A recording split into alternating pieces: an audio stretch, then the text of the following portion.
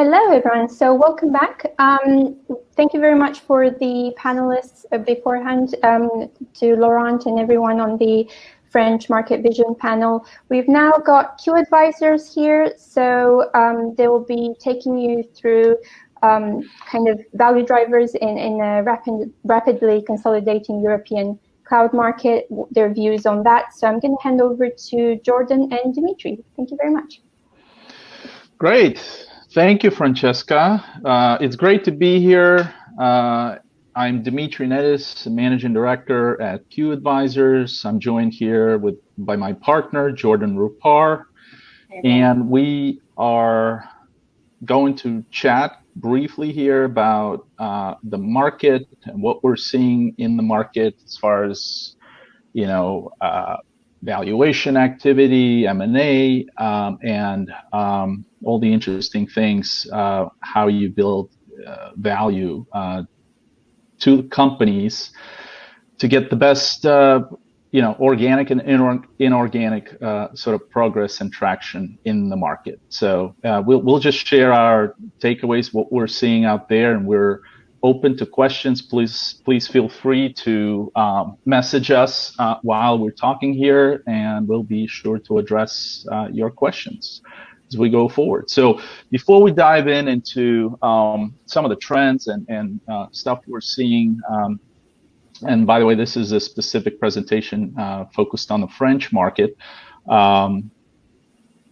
But before we dive in, we'd love to talk to you a little bit about Q and what we do and our focus areas. So the firm, Q Advisors, is about 19 years old.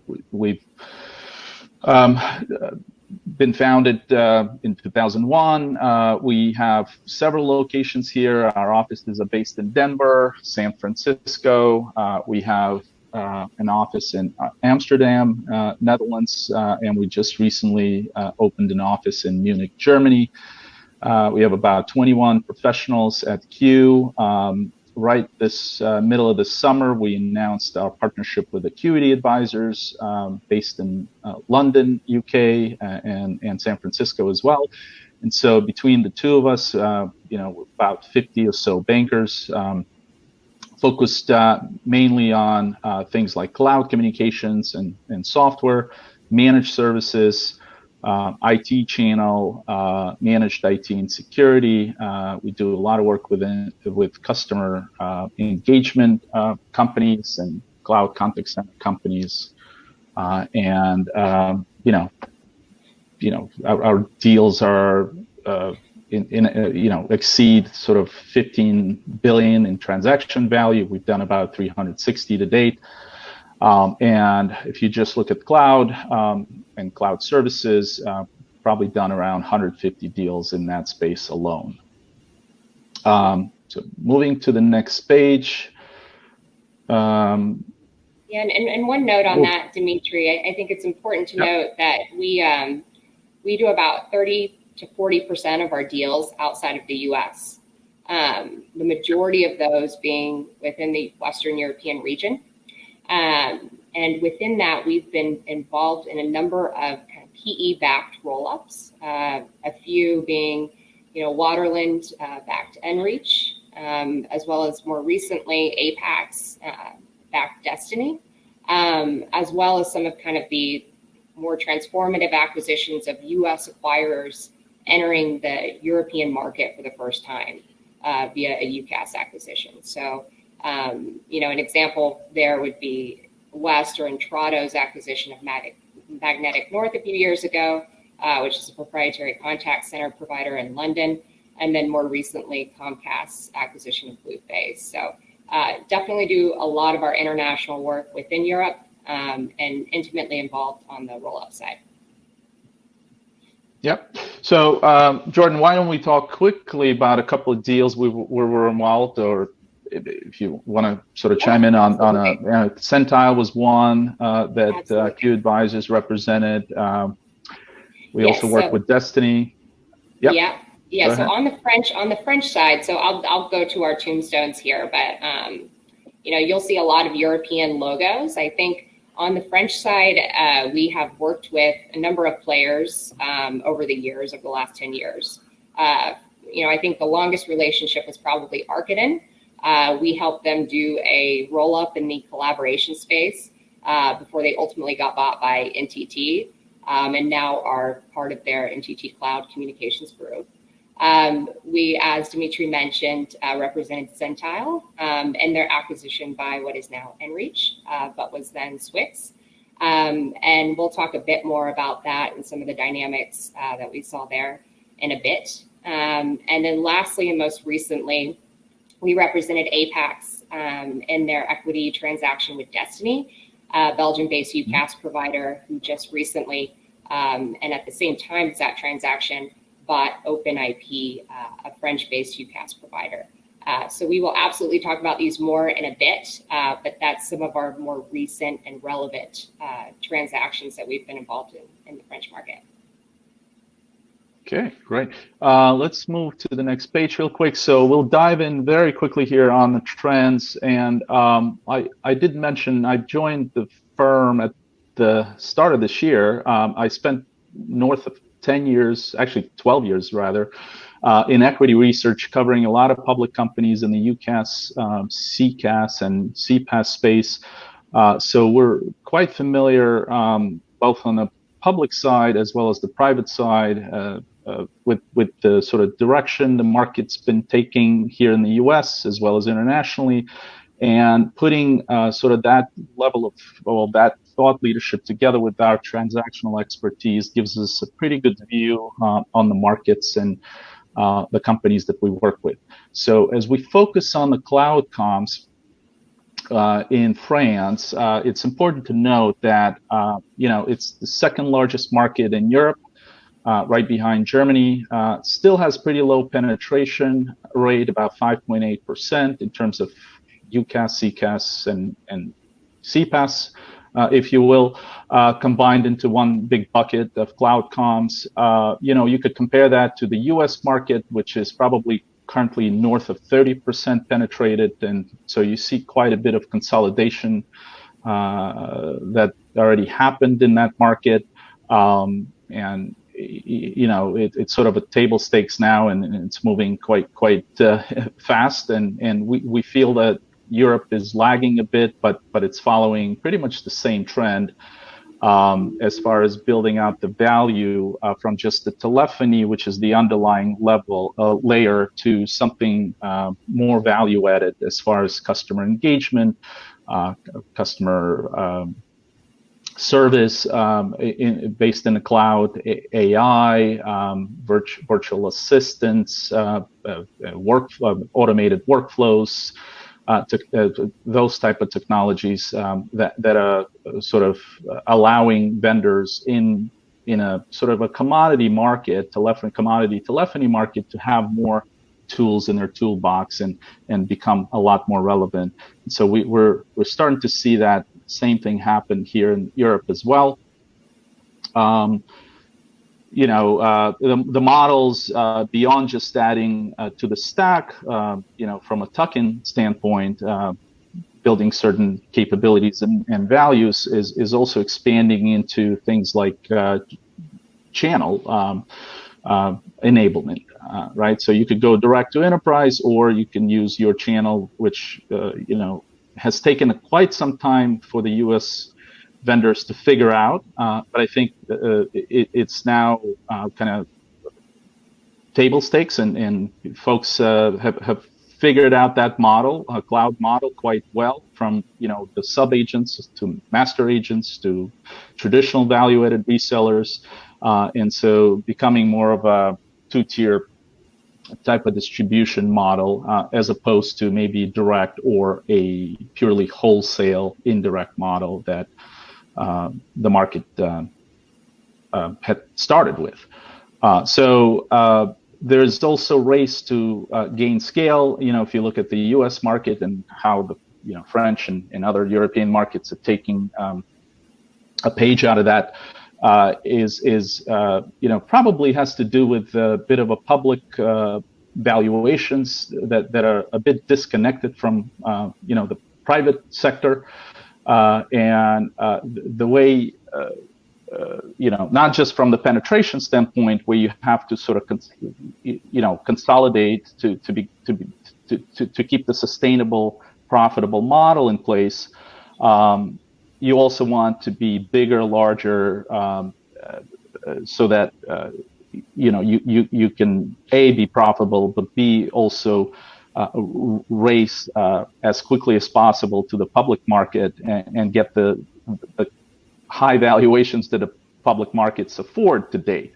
And so this becomes almost an accretive playbook, financial playbook, where the UCAS and CCAS and CPAS multiples are, we'll talk about it in a little bit, but could be somewhere in the 2 to 4 range for the UCAS companies, 4 to 6 for CCAS companies, but almost an order of magnitude higher as you move to the public market. So getting to scale, not just from sustainability standpoint, is interesting to some of those vendors, but also from value accretion, multiple accretion standpoint as well. And so we're starting to see the same thing happen here in Europe from that standpoint of getting bigger and yeah, and Dmitry, one more point on that in terms of scale.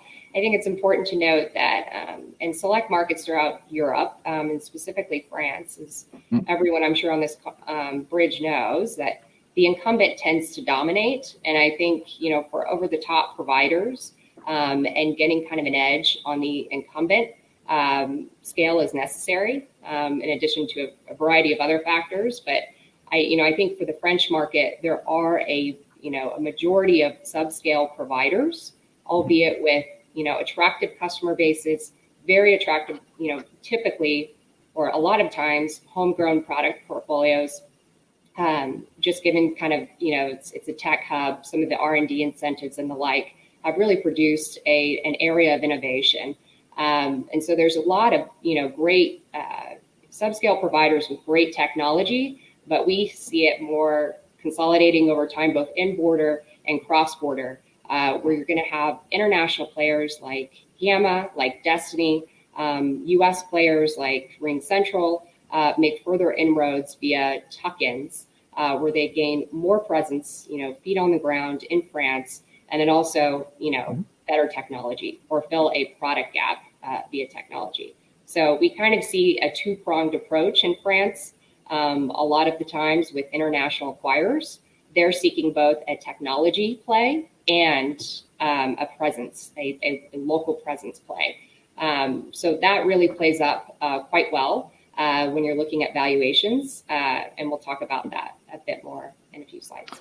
Yeah, and I would add to that, and that's probably the next slide of our discussion, is the fact that if you look at the 3 main players in the market today that obviously have a brand and a global presence, and I'll list those, is definitely Microsoft, Zoom, that's moving at unprecedented speed, just reported last night, had its kind of revenue quintuple over a year ago. So unbelievable sort of progress, and not just in the US, but now in almost 42 or 43 markets globally.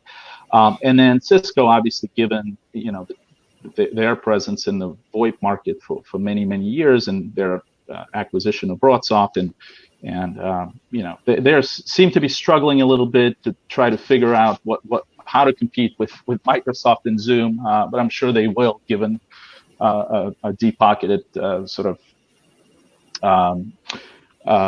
company they are. And so that's something to be watchful for, is what those 3 are doing and how that will affect you guys, from either consolidation standpoint or relevancy in terms of still being able to produce a profitable outcome for your business. So let's take a look at Microsoft and its 2 recent acquisitions. One was Metaswitch, the other is Affirmed. One is clearly On the Affirm side, a play on 5G and cloud. And so the way we see it here is Microsoft sees the world of cloud consumed entirely by mobile.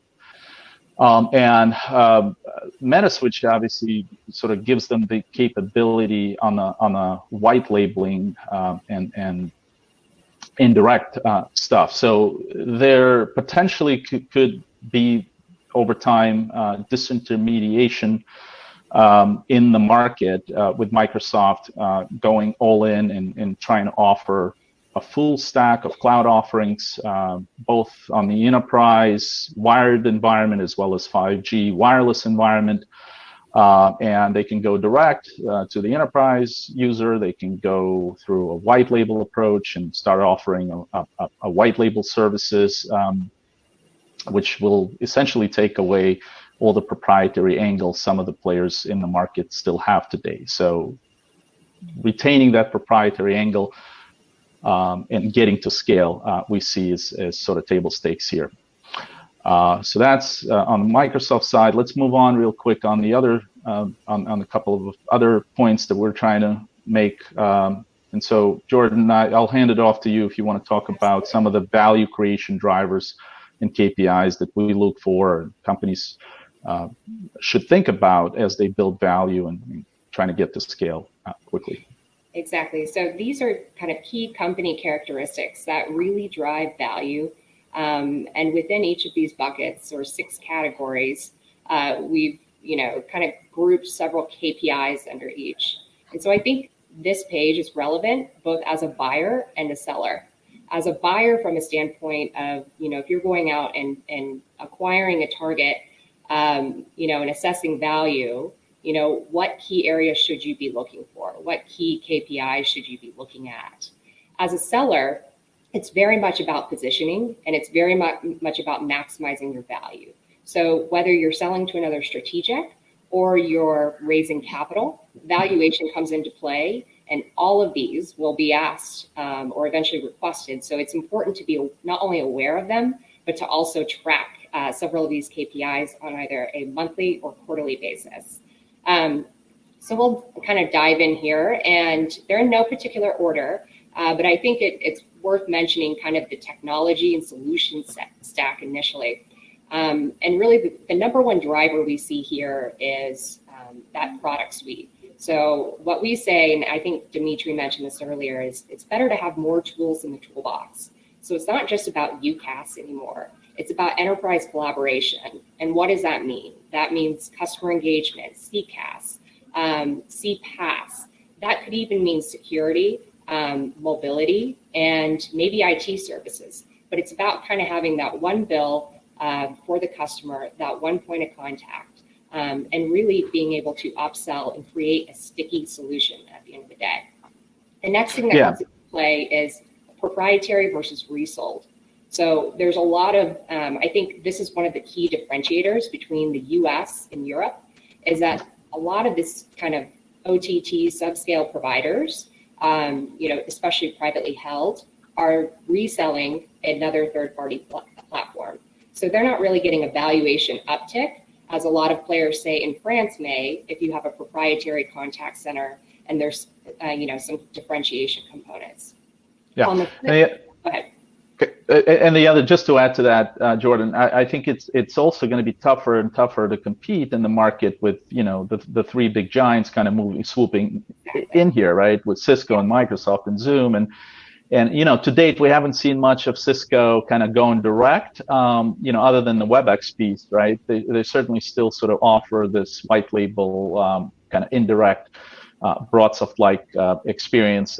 But as they see themselves competing more and more with the Microsofts and the Zooms out there, and there are some inklings already of them kind of bridging the gap between the WebEx and the BroadWorks sort of platform. Going direct to the enterprise is one way to extract more value, which I think will kind of trickle down to some of the players that are reselling the solution.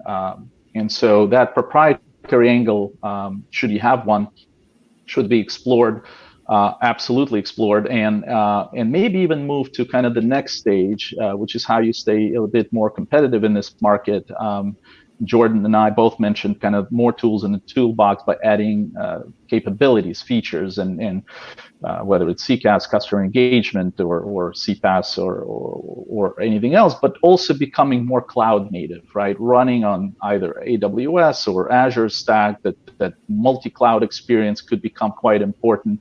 This cloud native, DevOps almost experience that allows you to sort of almost instantaneously integrate with other cloud apps without a lot of professional services associated with it is going to become more and more important. So I just wanted to add to what Jordan said here as well. Anything else on this slide, Jordan, that we wanted to cover? For technology, so I am going to discuss customers and some of the other buckets in here. So I think under the customer base section, there's a ton of KPIs. You could go crazy with the KPIs here. But some of the things to point out is kind of when you're looking at a customer base, what are some of the value drivers? First and foremost, we always look at the size of the end user or the end user account. So, what size of enterprise are you targeting? Are you on the lower end, or have you made your way up to larger enterprise? Generally, we say that the more mid to large end of the enterprise you can get to, that'll result in higher ARPU and eventually, higher value. Generally, we say that, but I think we specifically say that also for the French market because the mid to larger enterprise segment is underpenetrated and there is significant growth that can be had there. I think some people may assume that growth will go to the incumbent. However, there are a lot of OTT providers coming in with a very solid mid-market solution that we're seeing. So we see quite a bit of upset there, potentially for the incumbent, but it's opportunity at the end of the day. So, mid to larger enterprise, more value. Underneath here in this middle box, there's ARPU, which we typically look at on an account basis. So as an enterprise, so if you have 50,000 employees, what does your overall bill generate versus at the user level? And then there's a few more in here, longer contract, 3+ years usually generates a valuation premium, high renewal rates, long customer tenure. All this equates to high lifetime value of the customer. And at the end of the day, it's important to look at customer churn on a monthly basis, and also looking at that on a revenue basis. So not just if a customer leaves, but if a customer downgrades as well. So we look at kind of an all-in churn. And then at the end of the day, the NPS scores got to check out. We've been involved on a few deals, one particular that fell apart because our client didn't check the boxes on the NPS score. So while it may seem like a more commercial point, it definitely has a role in M&A transactions. I'll kind of speed through these other few boxes. Go to market. This is very specific, or country specific. I think as Dmitry mentioned earlier, France has a very channel-centric approach. And so having those relationships with, agents, IT service providers, whatever channel you're targeting to reach the enterprise, it's important to have that reach. And so a lot of times, and this is an example with the Destiny and OpenIP transaction, OpenIP was 100% indirect channel. And Destiny, majority of Destiny's businesses as well. So that match allowed Destiny to hop into France fairly seamlessly and kind of have that market leadership position right away. Some other things, I think customer acquisition costs, I think we're all aware of that. I think this kind of plays into getting a larger account, larger ARPU, while keeping sales and marketing fairly constant, in order to maximize this metric. And then some other things is, upsell potential, being able to measure, if a good portion of your enterprise base is only buying UCaaS, what is the potential to sell other solutions? And how do you position that to an investor? Because they could give you value for that upside. Yeah, just a quick point there on the customer acquisition. I think that's quite an important metric there to track, and it's been sort of moving in at the escalating pace. simply because a lot of the players are moving into this land grab mode, at least here in the U.S. So I'd imagine that the same will happen here in Europe.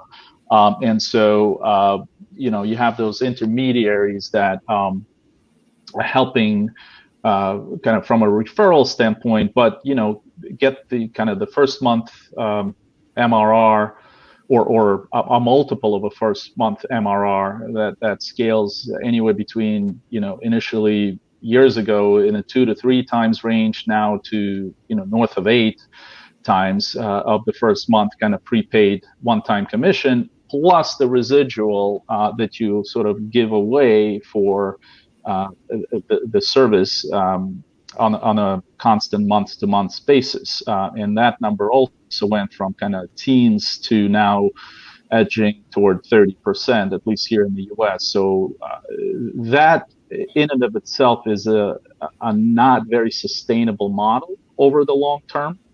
And so a lot of folks moving into this kind of direct to enterprise channel driven master agent, sub-agent model ought to be thinking of, either taking taking your service direct to enterprise or finding a better way to add more features and functionalities to the toolbox to sort of make a more profitable operation than giving away 30% of your profit margin every time to a master or a sub agent. So a very interesting metric that's been hurting a lot of players, which is mainly also one of the key reasons for consolidation and getting to scale quickly to avoid getting clobbered in this very expensive sort of acquisition,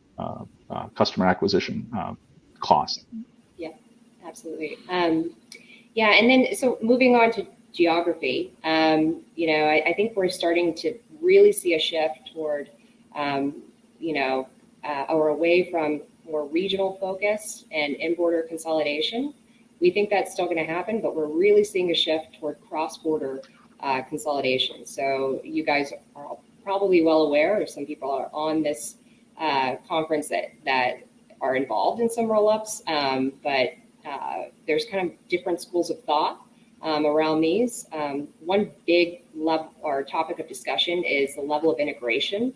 So if you do choose a cross-border kind of, just call it pan-European roll-up, what level of integration makes sense, given that you're doing a lot of that to get a local presence, and with that comes a brand, and integrating the brand and then integrating other things costs money and could erode the value creation that's there. So there's kind of two schools of thought in terms of, should I integrate or should I leave them kind of as standalone, as we've kind of seen with Enreach and a couple of other roll-ups. But specifically Enreach, for instance, they have the Enreach brand, but they've kept a lot of their brands in place in local markets because there's a lot of brand equity and value there. So I think geographic reach, we're going to continue to see that expansion. One other thing here is beyond M&A, partnerships are going to play a bigger role. I think RingCentral is a great example. They've bought a company in France. Not long ago, Demelo, and then they've also announced several partnerships in the French region. So commercial and M&A to really gain, market traction. On the financial profile side, I think a lot of these are pretty obvious to you guys, but the number one thing we look at is kind of revenue composition. And within that being the more MRR, the higher value. The more multi-year contracted MRR, the higher the value. And then we also look at gross margin as well. It's important to have, especially if you're a pure play software provider, to have anywhere from 70 to 80 to 90% plus gross margins in order to show that, yes, you may be subscale, but this model scales once you get to a certain point in revenue. Services profile, we are seeing some emergence of, specifically if you get more involved around IT services around cloud, project-based, services, as long as those eventually or have a path to convert to an MRR model, we see those as valuable, and or you're hitting a very high, very large enterprise that shows promise to convert to a long-term customer. So, high ARPU account.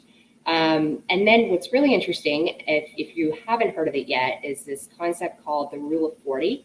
And what that means is, we get the question a lot from our clients is, what should I be prioritizing in terms of my financial profile to maximize my valuation? Should I be prioritizing growth and reinvest profits, or should I be prioritizing profitability if, say, things are going to be driven off of an EBITDA multiple? Our response to that typically, and the way a lot of the private equity world looks at it, is as long as the sum of the growth rate, so say your growth rate is 20%, plus the sum of the EBITDA margin or profitability margin, call that 20%, those two together, if they equal 40 or more, you're going to get a valuation premium. So you can kind of mix that up and say, okay, I want to grow more 30% with only 10% profitability margins. You're still going to be viewed as, it's probably the same valuation premium. So that's kind of the way we rationalize it. It is a land grab. There's always has to be growth. But in terms of mixing, in terms of the perfect spread between the two, that's kind of the guidance that we typically go with. Yeah, I think it's important to say that public markets, at least at the moment, value growth. Yeah. And so if you're growing and you see the opportunity expanding at a fast clip, the public market and so much on the private side as well would afford you to spend a lot more on that acquisition of a new customer base. So, even if you're non-profitable but growing in a 30-40% range, you could still get a very good multiple these days. Yeah, and we'll see if that lasts. Yeah, exactly. Yeah, no, and that's so true, Dmitry, because it's been like that in private and public markets for a long time. It's certainly like that still in public markets. What we have seen a shift over the last 8 months, a lot of it COVID driven, and particularly from private equity, acquirers or investors that are looking at opportunities, they are placing further emphasis on free cash flow. And so we are seeing a shift, not so much 100% on growth. And again, this is in private markets. This is not so much in public markets right now. But in the private equity world, at least, we are seeing a shift in emphasis from, not so much growth, more profitability, more EBITDA margins, and an asset-light model. So not a ton of, even if it's a success-based CapEx, less is more. And there are PE firms and a lot of acquirers are rewarding companies that have attractive free cash flow profiles. And so a lot of the participants on this call probably have pretty good or pretty asset-light businesses in general, but more of the mix of connectivity and then cloud software, those hybrid models see more pushback in this area. Yep. All right, let's skip through a couple of next slides, and I do want to sort of ask the audience if there's any questions out there. Feel free to submit them, or you can reach us later in our booth. We'll be around the rest of the day, and would love to hear from you if you do have questions. But Jordan, moving on to the next slide real quick. We covered a lot of these. If you want to briefly chat about them, we can, but we have mentioned some of these already. So it's up to you if you want to briefly kind of skim through them. Yeah, we've done work with Apex. They have over, they're a European PE firm. They have over $1 billion to invest in digital. So we certainly think we're going to see them more. And the Digo transaction is fascinating because it's a spin out from Capgemini. And it seems like they're going to be probably on the acquisition hunt. And, we see, a lot of upside for that business. OpenIP and Destiny we've talked about. This was Destiny's first foothold into France, and really its first kind of divergence from its historical regional Benelux roll-up strategy into more of a pan-European focus. So we see, France is a priority in those strategies, as well as Germany and other large addressable markets. Centile, we represented And, this is a, great company. They are, right behind Broadsoft in terms of market share in France, but importantly, they have a very solid FMC, or fixed mobile convergence mobility offering, to where, their service provider base is really a mix of, fixed line, UCaaS service providers, and MVNOs, mobile operators, et cetera. So they really kind of embody that continental Europe focus on mobility, and that really drove a lot of interest in that process. And then lastly, DeMello we talked about, but there's a great premium for this. It was over 6 times revenue. This is kind of that two-pronged strategy of RingCentral saying, this is our initial foray into Europe and France specifically, and we are also getting a proprietary CCaaS platform. So kind of technology and location, two very high value areas, resulted in that 6+ times revenue multiple. Yeah, and I think it was a push into the omni-channel sort of experience. Having the customer on board through multiple channels of engagement is what RingCentral was looking for as well. So, all right, very quickly, and we are almost out of time, but just to give you a sense, and we had already mentioned kind of where the valuations are shaking out in the public market. Obviously, there's a race to get out quickly to the public market if you can through a consolidation. And so a lot of private equity groups are thinking of roll-up type strategies that can take some of these unique assets and put them all together and then try to extract the multiple, be it in the UCaaS, CCaaS, or CPaaS. Better off to have all three in the toolbox, and maybe leverage some of the financial engineering on the next slide from a sort of a private M&A, where you could see, on the UCaaS side, can range anywhere between 2 to 4 times last 12 months type revenue multiple, and slightly higher on the CCaaS and CPaaS side, anywhere between, I would say, 3 to 6 times, or 4 to 6 times range from this kind of higher layer, less telephony but more higher value type products or services. Including CPaaS, open APIs, and pure customer engagement, virtual assistants, and workforce management optimization tool sets, which are all kind of fall into this CCaaS bucket. One last thing, Jordan, if I may, and then we'll wrap it up.